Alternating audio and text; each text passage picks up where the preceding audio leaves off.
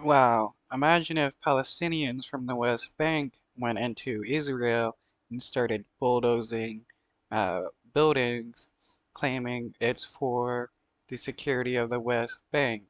The Israeli government would be in an uproar over it, saying how Palestinians in the West Bank is trying to destroy Israel.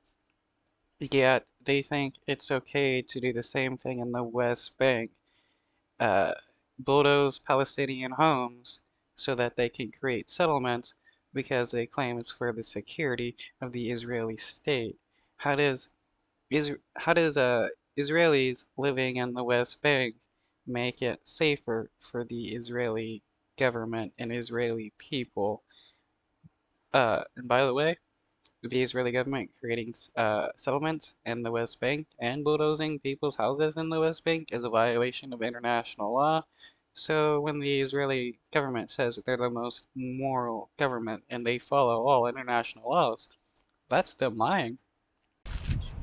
Ahmed has not yet recovered from the shock of his house being demolished. He didn't receive a demolition notice from the Israeli authority. Instead, machinery arrived at dawn and slowly began tearing apart his home. How is this not considered an invasion of the West Bank and of Palestinians for the Israeli government just to come in to the West Bank and do whatever they want? If these people were to decide to fight back against the Israeli government destroying their homes, they would be labeled terrorists and killed on sight.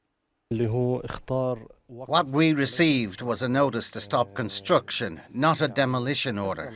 Like everyone else, we followed the procedure and submitted the required documents. But we were shocked when, without any prior warning, they started demolishing the house using the most oppressive methods. Bulldozers slowly dismantled the house. This house is yet another being reduced into rubble as the Israeli right-wing dominated government continues to render Palestinians homeless before introducing Israeli Jewish citizens into the area. Ahmed's house in Bitillo, a town encircled by 3 illegal settlements, was the first to face demolition order in Area B, which is under Palestinian civil control. After Yeah, this area is under the control of the Palestinian Authority, yet the Israeli government thinks they get to dictate what in the West Bank. They think they get to send the IDF into the West Bank and kill and kidnap whoever they want. That's all illegal. Those are human rights violations.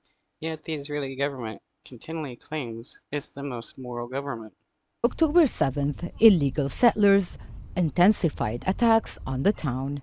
The land is divided into two parts, one part in Area B and one in Area C. Previously, the council's bulldozer was working in Area B and it was confiscated and held for approximately 35 days without any reason, with fines being paid while it was working in Area B.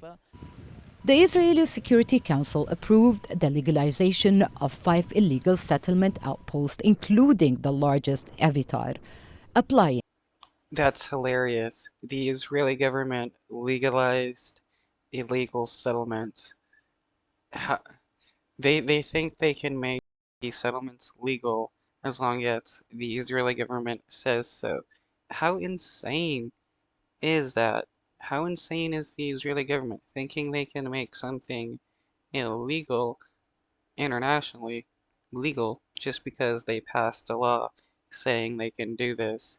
I mean, basically that means they can just pass a law saying they can just kill any Palestinian for whatever reason, and according to them, that's legal. Israeli administrative law to areas under Palestinian Authority control. The PA then loses its power over an area. Today we are talking about That how does that make any sense that the Israeli government can just make a claim and the authority, Palestinian Authority, has no control anymore? I mean, can the Palestinian Authority do the same in Israel? Lay claim to some place in Israel and the Israeli government has to just cede control? How's that right?